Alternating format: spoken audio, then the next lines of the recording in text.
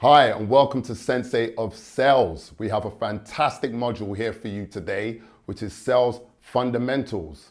Now, the essence of actually being a master or a sensei of sales is about understanding the integral parts of being a salesperson. It's about the customers, it's about yourself, it's about how you actually work and the most effective way that you can actually deliver your sales process to ensure that you have a higher turnover. And when we say turnover, what we're talking about is finding individuals who may have an interest in your product or service and converting them into an actual buying customer, purchasing your product. There's an easy way and there's a hard way. And I guarantee by understanding and taking heed to the points I'm going to put here in Sales Fundamentals, it will definitely make you or put you in a better position to ensure that you get those sales. Because that's what we want, for you to essentially become a master, a sensei of sales, and to pass on this information to your sales team, which we'll be talking about in later modules. Now, I've broken it down into 4 main areas. The first part being customer focus. Now, if you don't have an understanding of your customers, what they're about, what they're interested in, and more importantly, when and where to target them, you're just literally making it harder for yourself. So customer focus is going to be the first part I'm going to be talking about. The second part is going to be about having a rational, optimistic outview on how you're going to actually target your customers. What is the rationale that you need to have? Do you need to have a bit of a pessimistic view, a bit of a negative vibe, or do you need to be optimistic? Do you need to have a positive mindset? Absolutely. And I'm going to be going into the details of what being a rational, optimistic salesperson is all about. The third part, which is my favorite, is talking about being tenacious, or as some people call it, resilience. Being tenacious is so important in actually being a salesperson because you're going to receive so many objections, so many no's, so many I'm not interested. How do you turn that around to stay in a positive mindset to actually deliver the most effective sales pattern or process that you can give to your customers to ensure you actually achieve the sale? Now, in having the customer focus, in having the rational, optimistic outview on how you're going to actually deliver, in having that tenacity and having that resilience and dealing with objections, you now need to have a process. You see, in sales, there's a science to how you actually deliver the timing, the objection handling, and actually understanding your customer. Now, in the activity part, I'm going to be focusing on from a more recruitment angle. And the reason why I've chosen recruitment as a sales sector to base the activity process on is because I actually believe it's one of the hardest sales sectors to work in. To be honest with you, dealing with the fact that you have 2 people that you're actually selling to. You've got the person looking for the job and you've got the person that is actually looking for the candidate to work within their company. I believe it's one of the hardest sectors to work in. And with my 10-year experience in it, I'm going to be going into a bit of the details on how to actually be the most effective recruitment salesperson you can be. So those are the 4 main areas, okay? So you've got it. It's about having a customer focus. It's about having a rational, optimistic outview on how you're going to target your customers. It's about being tenacious. And last but not least, having a science, a plan, an activity program, and how you're going to actually deliver your sales on a day-to-day basis. So let's rewind and go back to the beginning. Customer focus. What do we mean by that? Well, the first thing is, if you have customers and you don't understand them, how do you approach? Essentially, everyone who you meet on the street or a database of numbers you have or any person that you meet could be interested in your product or service. But in having such a vague understanding of your customers, you could actually be making the whole process of you selling rather difficult, an uphill struggle. So what we actually do at KB Consultancy, for example, is we try and understand our customers by going through a process of identifying who are we selling our product to. Once we've discovered who our customers are, it's then about actually delivering the sales product or service to them. Because now we understand them, it makes it a lot easier to actually sell to them. I'll give you an example. Imagine you're a car salesperson and you actually want to set up shop in a suburban area, which is riddled with families, mum, a dad, 2 kids, and a dog. And you're going in there and you sell coupes, you sell sports cars, sports BMWs, like an i8, car that I love. But realistically speaking, the target audience that you have in that area they're looking for saloon cars, they're looking for 5-seater, they're looking for saloon, they're looking for MPVs, they're looking for larger vehicles that can accommodate all of them as a family going out. Selling a two-door coupe or a two-seater car, it's not going to add value to these families. They're not going to really be looking for that type of vehicle. Now, it doesn't mean you're not a good salesperson if you're not selling. You've got a great product, you're a sensei of sales, but you've got a bit of a challenge, haven't you? Because you're actually going to be selling a vehicle that these customers may not necessarily be interested in. So maybe what you want to do in identifying your target audience there is to think, is it worth me actually selling coupes in this area? Or should I actually think about selling the right type of product to that demographic? So by identifying your customers, you then get a clear aspect as to who am I selling to and what are they going to be interested in. So by having a customer focus, you're then making the aspect of selling your product a lot easier. Maybe now you'll be thinking, let me get some 5-seater, 5-door saloon cars, and I'm going to sell them in there. Whatever, you know what I'm saying. Understand your customers and sell the right product to them. Don't make it hard for yourself. Being a sensei of sales does involve a strong element of understanding who your customers are. So the second part, rational optimism. Now, being rational is about understanding that there's a realistic view that you can have as a salesperson, and there's an irrational one.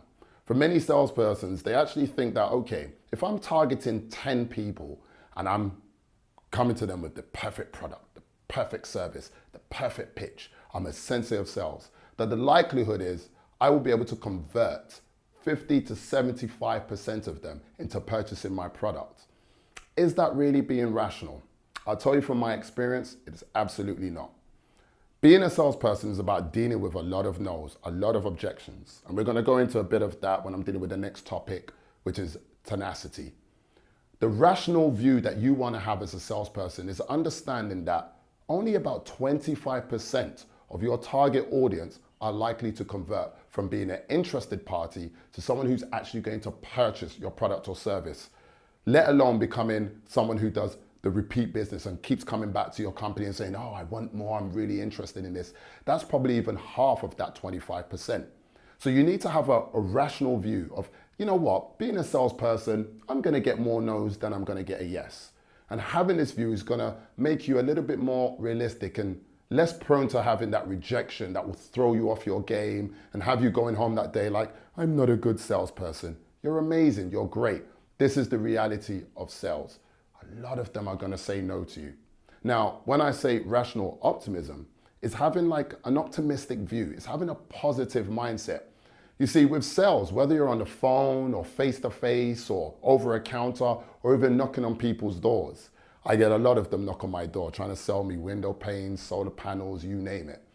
How they feel, their vibe, their positive attitude comes across, not only in their tone, but in their body language. You see the way I'm talking to you now? I have a positive view. I'm happy, I'm dandy, and it's got to come across to you. I'm almost approaching you as if I know you like what I'm saying. I know you're engaging. I know you're feeling what I'm actually selling to you.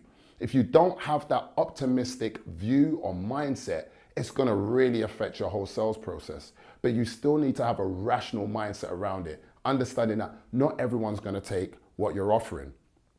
Now, the key thing to also understand is most sales come after an essential part which we call objections.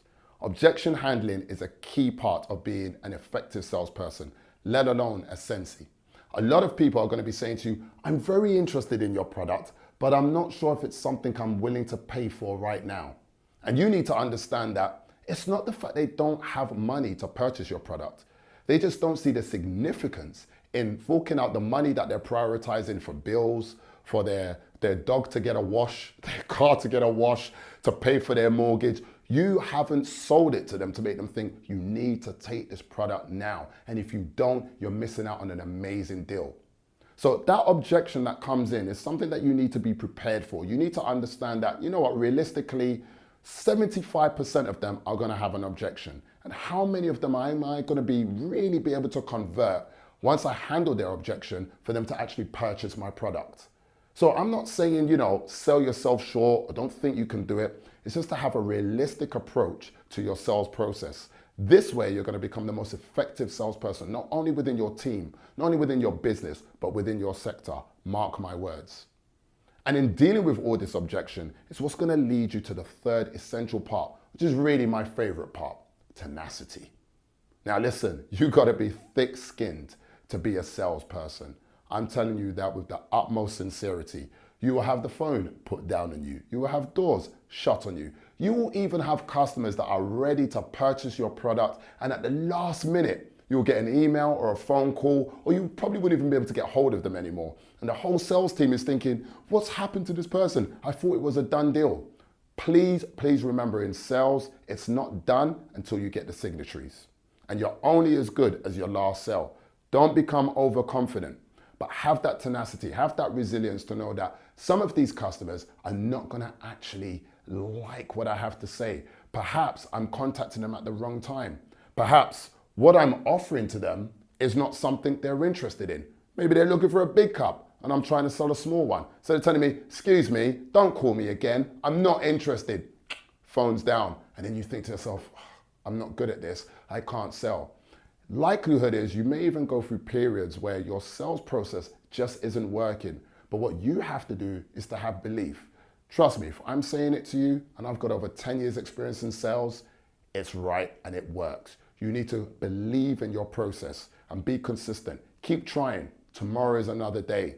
Pick up the phone, make another call, and forget about what happened.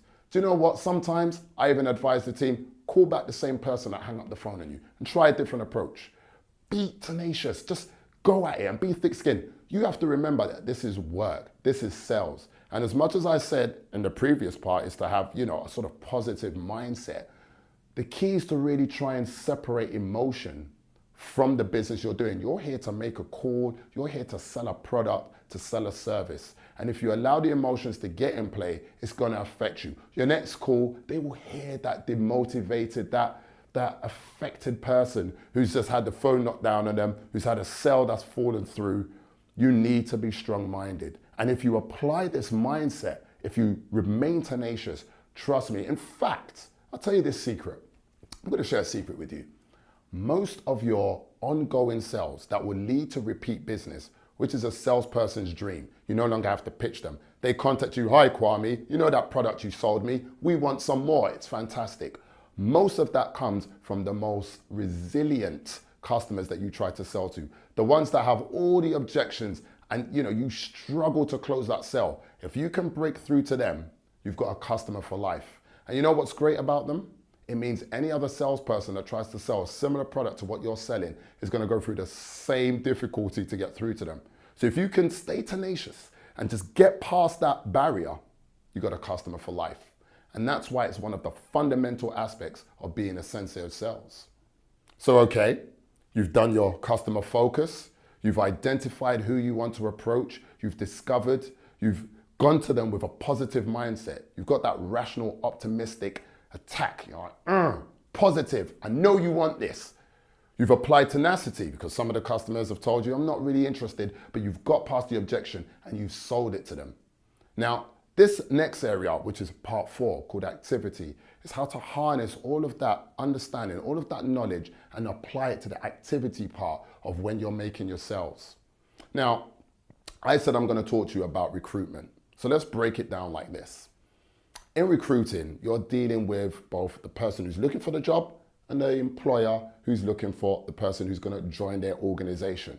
These are integral, important. These are decisions which can change a company's outlay, their revenue, how well they do if they hire the wrong person. So you have to understand that in recruiting, you have to respect, what they're looking for. It's so specific. It's so delicate. And then you have somebody who's probably leaving a job or a company they're comfortable with to move to a different location and start in a new company. And they may be working on their career, depending on where you're working. So you really have to move delicately, and you have to understand this fundamental thing that they can change their minds at any point. And the timing, the preciseness of when you contact each individual is integral to the success of your sales process. Now, we had this process working in recruitment, which worked every time. And it works like this. We would work from 8 in the morning to about 7 in the evening. And we structured times within the day that we would target specific individuals, when we would contact the employers and when we would contact those who were looking for the job. Now, the activity process worked like this. Between 8 and 10 in the morning, we will contact every candidate that had registered online on our website looking for work. Why 8 to 10? Because they're the ones looking for work. By contacting the managing directors or the CEOs or the decision makers, which is a key part that you need to target, but I cover that in later modules. The likelihood of contacting a decision maker between 8 and 10 and having a successful phone call in acquiring a vacancy or letting them buy into your process where you can actually start sending them candidates is very, very low. Why? Because if you think about a director or a business owner, what are they likely doing between 8 and 10? Most of them don't really like starting work till 10 in the morning, or they have their set hours where they want to work. They're probably having their sales meeting or a meeting with the team. They've got phone calls and emails and all of yesterday's junk that they need to deal and clear before the new day begins. Now, if you're trying to contact a director, I'm a director, if you're calling me at 9 a.m., I'm probably not even going to answer the call. So what we found, and this is a science process that we developed over time, is that we more often than not got through to decision makers between the hours of 10 a.m. and 12 in the afternoon. So we decided that between 8 and 10, early part of the morning, let's get all the candidates out of the way. Let's find our products, the best products, and have them ready for our target audience. Between 10 and 12, we now focused on the actual decision makers. These are the ones who are involved in deciding, I want to take on this candidate, I'm interested in them or not.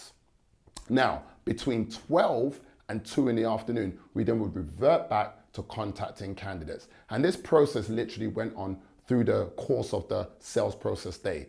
And the whole point of managing your activity and having a science process is it's going to make it easier for your delivery. You can be a sensei of sales. Yes, you can have the greatest pitch, the best product, but why make it hard for yourself? Why give yourself an uphill struggle? So by applying an activity process, you're then making your process a lot easier. Target the right customers at the right time. You're more likely to get a win and to get a yes. Now, how many calls do you think you should make a day? 120 calls. At least 3 hours on the phone is what you need to do. You need to be in, you need to be hardworking. In fact, you need to be hot like I am right now, perspiring, working like, oh, I'm not making the calls, it's not going through, this person's hung up the phone to me. You need to go in, you need to sweat, you need to get all in. That's how you're actually going to achieve your goals. Being a sensei of sales is one of the hardest aspects of any business. But once you master it, trust me, your turnover will increase, your sale process will become a lot easier, and you will actually understand that the fundamental part of sales and applying them is something that will actually make the whole process a lot more successful. I hope you've understood all the areas and all the parts that we've delivered today. I guarantee that you will become a sensei of sales by applying these fundamental aspects. Now, don't stop there. Click onto the next module because we've got some more fantastic information to share with you. Thank you for listening.